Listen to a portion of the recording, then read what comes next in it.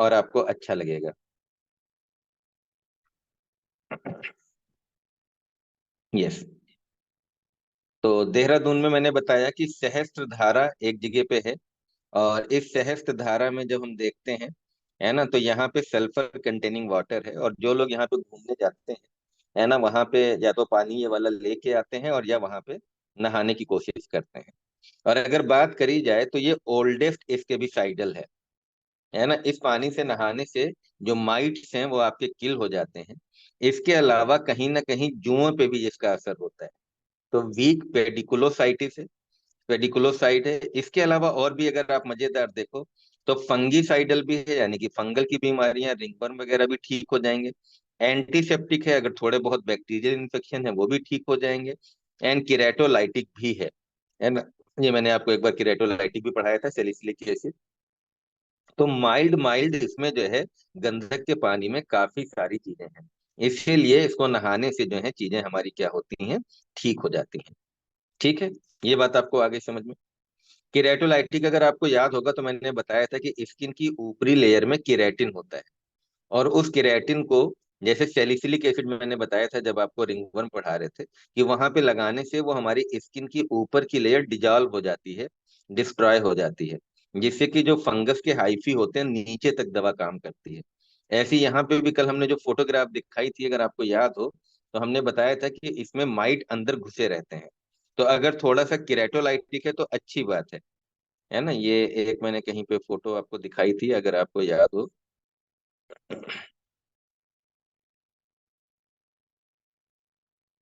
ये वाली, ये है। तो इसीलिए हमने कहा था कि अगर गुनगुने पानी से नहाओगे तो ये हमारे ऊपर आ जाते हैं। ठीक है। तो इसीलिए जो है किरेटोलाइटिक होना भी एक अच्छी बात है। अब आपको समझ में आया। अब ये काम कैसे करती है। तो अप्लाइड टू स्किन, अगर हम इस सल्फर वाटर को, या सल्फर एक हमारी दवाई की तरह भी यूज की जाती है ना। तो sulphur is also use as a medicine, अभी मैं आपको बताऊंगा। ठीक है। तो अप्लाइड टू स्किन, अगर हम इसको स्किन में अप्लाई करते हैं तो ये क्या करती है, स्लोली रिड्यूस टू H2S। ये हाइड्रोजन सल्फाइड में हमारी रिड्यूस हो जाती है, और इससे हमारी दो चीजें मिलती हैं। एक हमारा बनता है सल्फर डाइऑक्साइड SO2, और दूसरा हमारा बनता है ना, पेंटाथायोनिक एसिड। ये दो चीजें हमारी बनती हैं। तो स्किन पे अप्लाई करने की वजह से, है ना, ये रिड्यूस होते हैं H2S, एंड देन H2S हमारा ऑक्सीडाइज हो जाता है टू SO2 एंड पेंटाथायोनिक एसिड। और यही दोनों चीजें हमारी माइट्स को किल करती हैं। अब आपको आगे समझ में। तो सल्फर जो है ये बहुत पुरानी दवाई है, और इसको हम लोग यूज किया करते थे। ठीक है। अब आप देखो, सल्फर ऑइंटमेंट जब हम लोग यूज करते थे तो इसमें कुछ प्रॉब्लम थी, सम डिसएडवांटेज।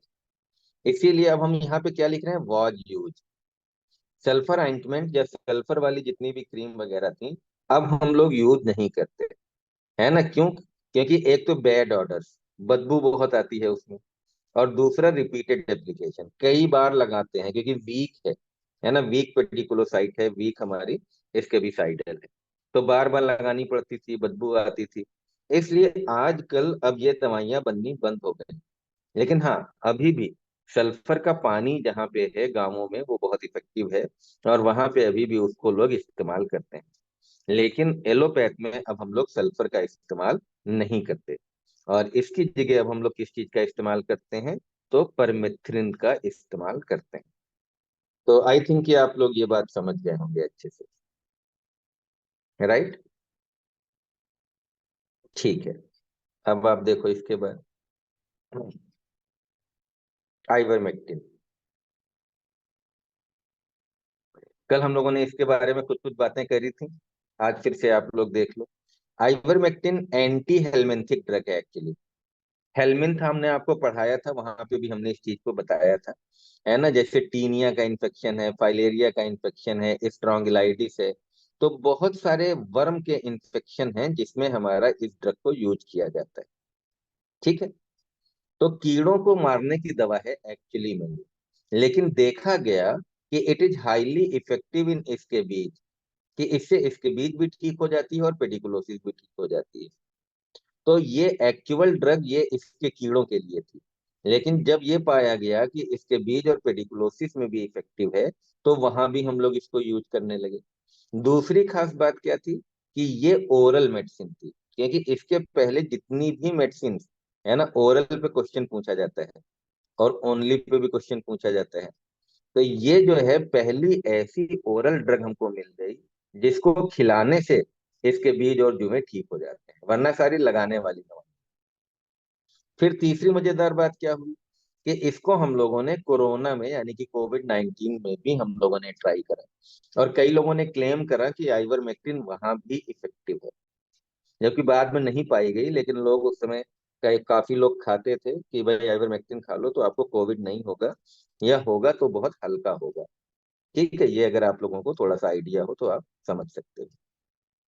आइवरमेक्टिन की अगर डोज की बात करें तो ये नॉर्मली 0.2 मिलीग्राम पर केजी के हिसाब से दी जाती है। ठीक है। और अगर हम एक नॉर्मल आदमी का वेट अगर हम मानते हैं 60 किलोग्राम, तो 60 किलोग्राम के हिसाब से आप क्या करोगे, 0.2 को मल्टीप्लाई कर दोगे, है ना, तो ये 112.0 मिलीग्राम आ जाएगी। यानी कि 60 किलोग्राम आदमी को, है ना, अगर 60 किलोग्राम का आदमी है तो आपको कितनी देनी पड़ेगी, 12 मिलीग्राम देनी पड़ेगी। ठीक है, तो ये बात भी आपको समझ में आ गई होगी। अब आप देखो आइवरमेक्टिन के बारे में। कीड़ों की एक और बड़ी इंपॉर्टेंट दवा है, आप लोगों को पता होगी, अल्बेंडाजॉल। तो मैं आपको कुछ फोटोग्राफ दिखाता हूँ, आपको समझ में आएगा। This albendazole is very very famous drug, right.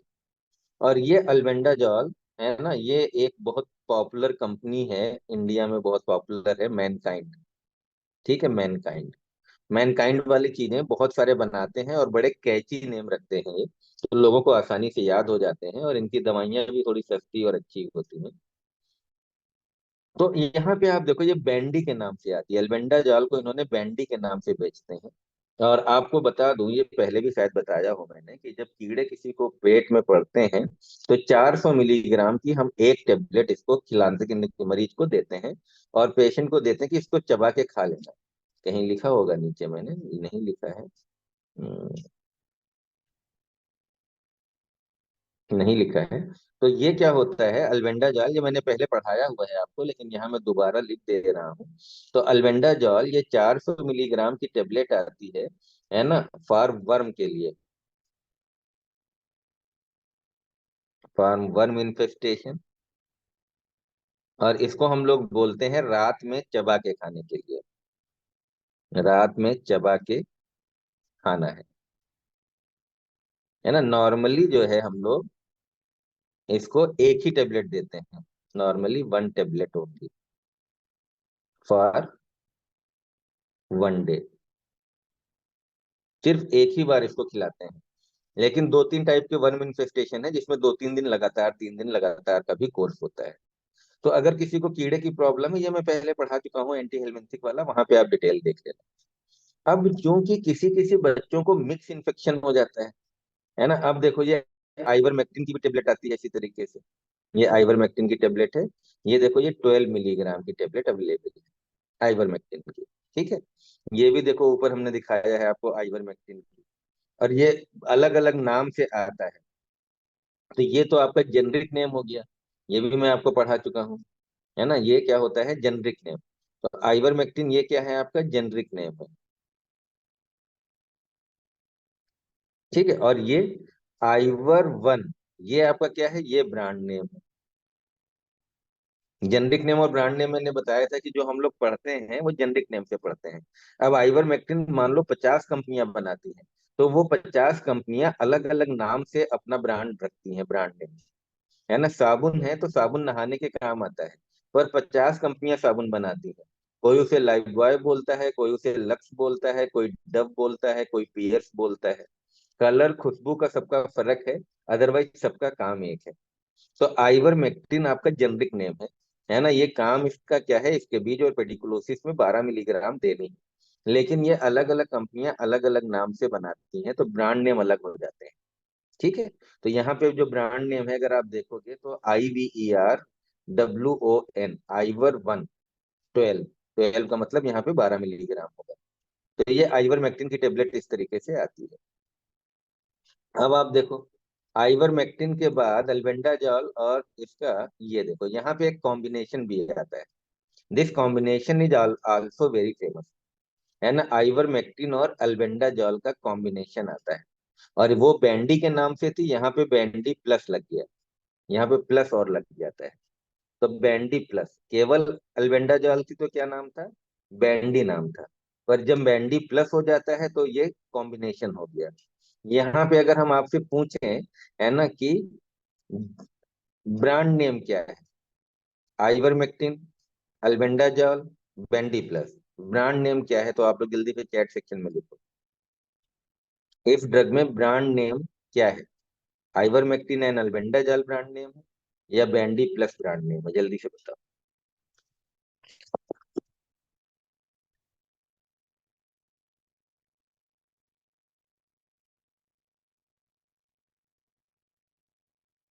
तो brand name bandy plus, brand name bandy plus, right, बिल्कुल सही बात तुम लोगों ने बताई है।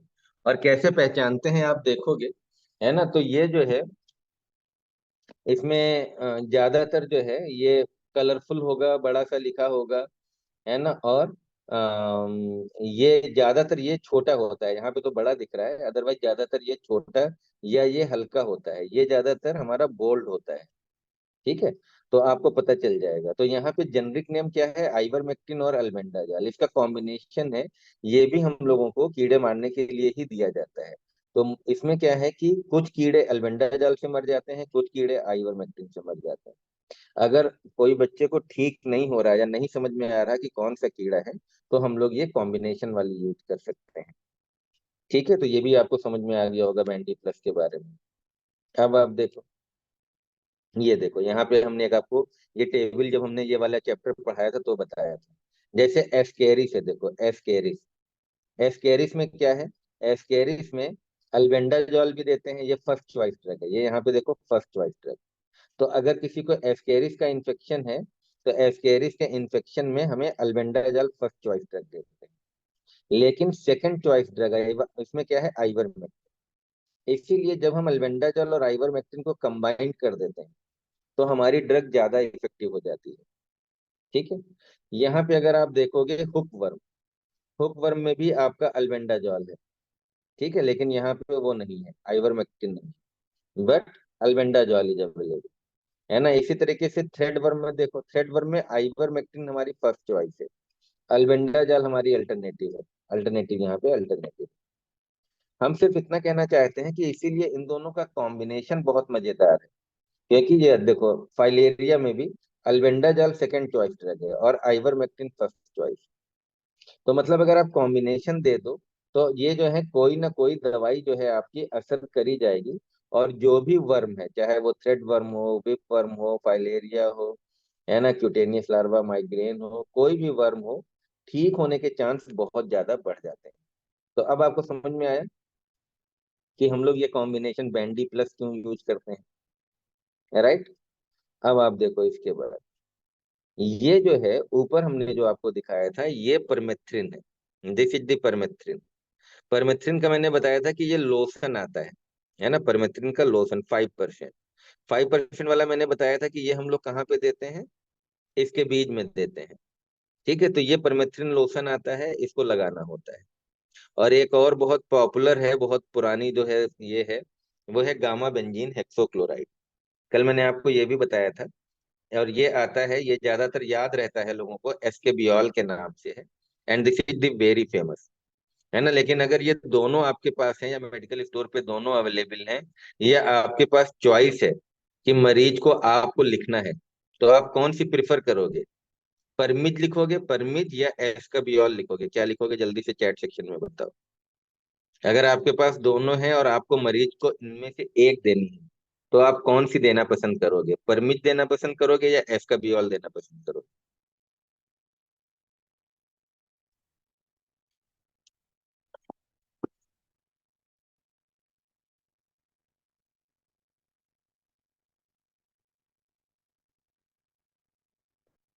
तो परमेथ्रिन देना प्रेफर करेंगे, है ना। क्यों परमेथ्रिन देना प्रेफर करेंगे? क्योंकि फर्स्ट चॉइस ड्रग आपकी परमेथ्रिन है।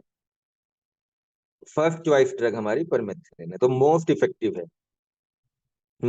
इफेक्टिव ड्रग है परमेथ्रिन।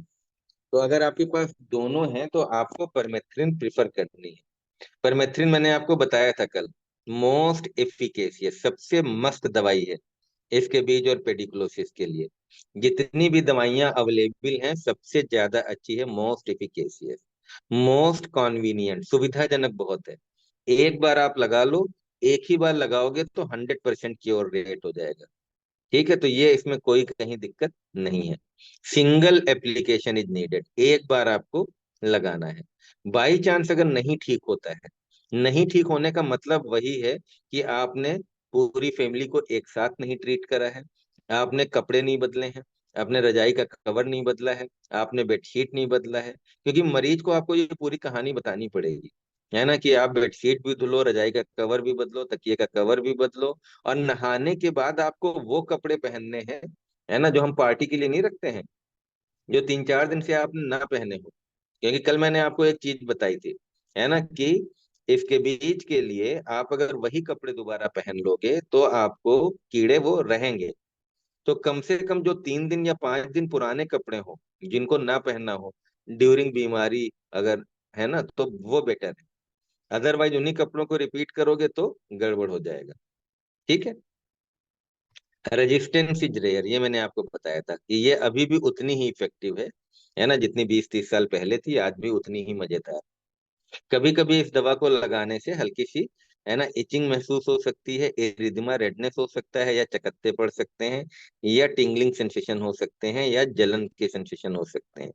तो ये कॉमन चीजें हैं, है ना, ये किसी भी दवा को जब हम अप्लाई करते हैं तो ये चीजें हो सकती हैं। तो आई थिंक ये परमेथ्रिन आपको समझ में आ गई। परमेथ्रिन अगर आप देखो तो इसके बहुत सारे ब्रांड नेम है। ये देखो, यहाँ पे इसके बीच के लिए अगर आप देखोगे,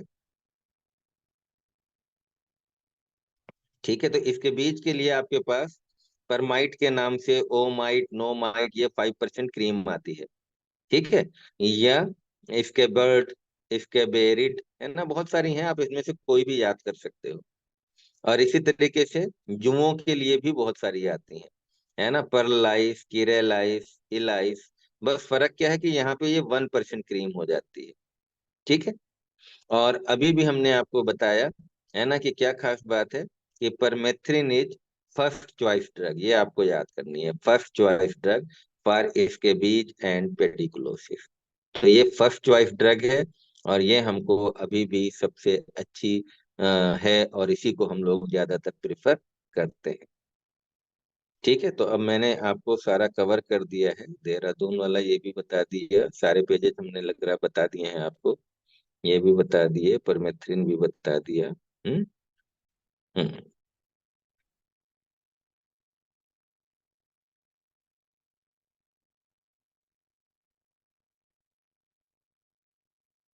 यस। तो अब एक बार चैट सेक्शन में आ जाओ आप।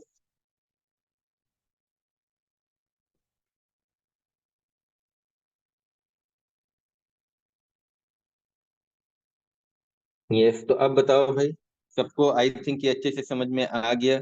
कोई एनी कंफ्यूजन? मैं माइक ऑन कर देता हूँ, अगर आपको कुछ क्वेश्चन पूछना है इसके बीच से रिलेटेड या पेडिकुलोसिस से रिलेटेड, तो आप माइक ऑन करके भी पूछ सकते हो। यस। कोई कंफ्यूजन है किसी को तो आप लोग पूछ सकते हो, एनी कंफ्यूजन? पैथो की क्लास नहीं होगी सर? पैथो अभी नहीं करा रहे हैं, अभी रिकॉर्डेड से देखो जब तक। ठीक है, क्योंकि पहले फार्मा और पीडिया कब बंद करा रहे हैं, इसके बाद फिर पैथो कराएंगे।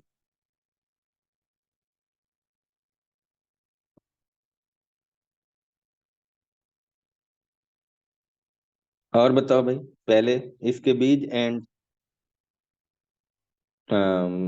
पेडिकुलोसिस से रिलेटेड कुछ भी क्वेश्चन हो?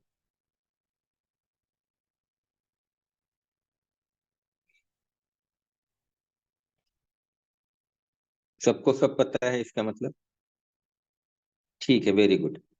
तो अभी जो है, एक चीज आप और देख लो, कुछ दवाइयां मैंने जो छोड़ दी थी मैं वो भी लास्ट में बता दूंगा आपको। है ना। कि दो तो मैंने आपको बताई, एक गामा बेंजीन हेक्सोक्लोराइड बताई, है ना, एक परमेथ्रिन बताई, ये परमेथ्रिन हो गई, ठीक है। और ये दूसरी आपकी गामा। इसी तरीके से कुछ और दवाइयां हैं, ये पॉपुलर नहीं है, है ना, जैसे क्रोटामिटान और बेंजाइल बेंजोएट।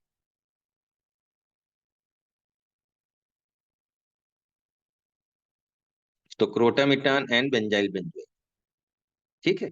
इसमें क्या है कि इसके बीज इन पेडिकुलोसिस के लिए यूज करते हैं, है ना। देखो इसमें सब लिखा रहता है तो आप उसको समझ सकते हो। बहुत सारी दवाइयां हैं, ज्यादा पढ़ोगे ज्यादा कंफ्यूजन होगा, लेकिन बस थोड़ा सा अंदाजा रखो। अप्लाई करने का तरीका वही है, बिलो द नेक, है ना, बिलो द नेक हम लोग अप्लाई करते हैं। लेकिन यहाँ पे एक दिक्कत क्या है, इसको 2 बार लगाना पड़ता है, ट्वाइस, एट 24 आवर इंटरवल। यही इसके साथ दिक्कत है, एक तो 2 बार लगाना पड़ेगा, ठीक है। तो इसीलिए आजकल हम लोग इसको प्रीफर नहीं करते। दूसरा, लेस एफिकेशियस, उतनी इफेक्टिव भी नहीं है। उतनी इफेक्टिव नहीं है तो रिपीटेड एडमिनिस्ट्रेशन, बार बार आपको लगाना पड़ता है, इसलिए क्रोटामिटान हम लोग ज्यादा प्रीफर नहीं करते। सेम इधर आ जाओ आप बेंजाइल बेंजोएट में, है ना, बेंजाइल बेंजोएट। बेंजाइल बेंजोएट में क्या है, यहाँ भी लगाने का तरीका वही है, नेक टू टो, गर्दन के नीचे पूरा लगाना है। यहाँ भी आपको क्या करना है, आपको 2 बार लगाना है, ट्वाइस एट 12 आवर इंटरवल। आपको 12-12 घंटे के अंतर पे 2 बार लगाना है, ठीक है। तो इसलिए इसको भी ज्यादा प्रीफर नहीं करते। और आइवरमेक्टिन के बारे में हमने आपको बता ही दिया है, राइट। तो आई थिंक कि अब ये आपको एकदम अच्छे से समझ में आ गया होगा, रट गया होगा।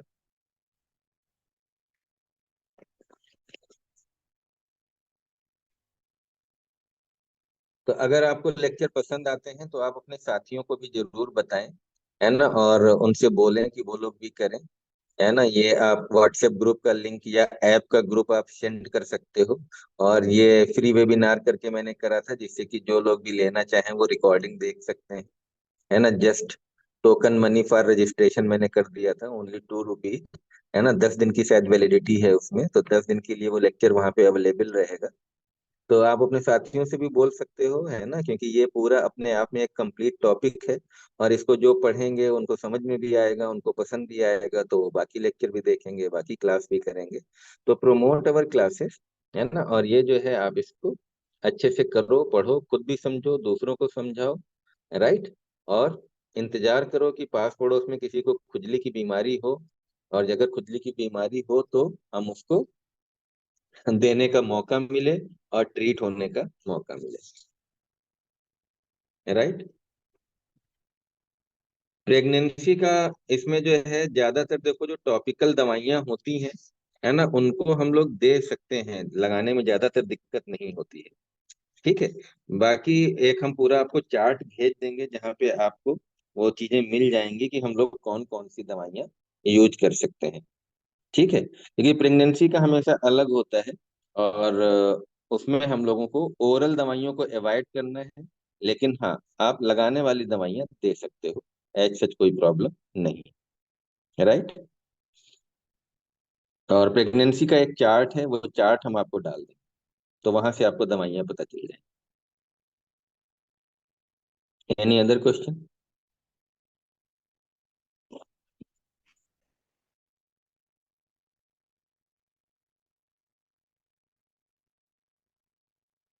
बैंडी प्लस कैसे देना है, तो बैंडी प्लस आपको देखना पड़ेगा एक बार, है ना।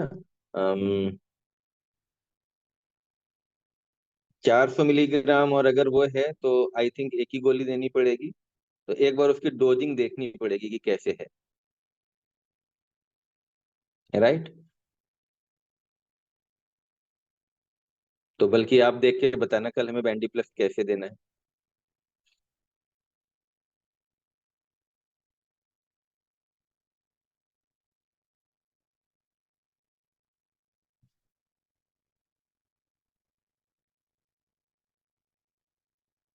तो बैंडी प्लस के बारे में कल आप सब लोगों को बताना है, बैंडी प्लस का कंपोजिशन क्या है, बैंडी प्लस कैसे देना है, और किन किन बीमारियों में दे सकते हैं, ठीक है। तो ये आप लोगों का होमवर्क है, ये आप लोग देख लो होमवर्क, राइट। स्क्रीन शेयर है नहीं शेयर है, मैं लिख दे रहा हूँ आपका होमवर्क।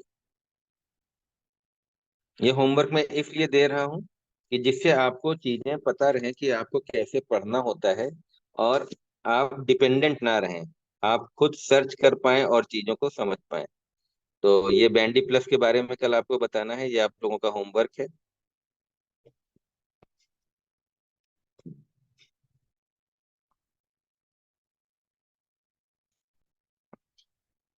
तो इसका सबसे पहले आपको बताना है कंपोजिशन। ठीक है, फिर इंडिकेशंस। इंडिकेशंस का मतलब होता है किन किन बीमारियों में दे सकते हैं। और फिर डोज शेड्यूल। Dose schedule. ठीक है, फिर यहीं पे प्रेगनेंसी भी मैं लिख देता हूँ, यस और नो, ये भी आप सर्च करके बताओगे। ठीक है, तो ट्राई टू, आप अपने खुद को उतना बनाओ, उतनी प्रैक्टिस करो।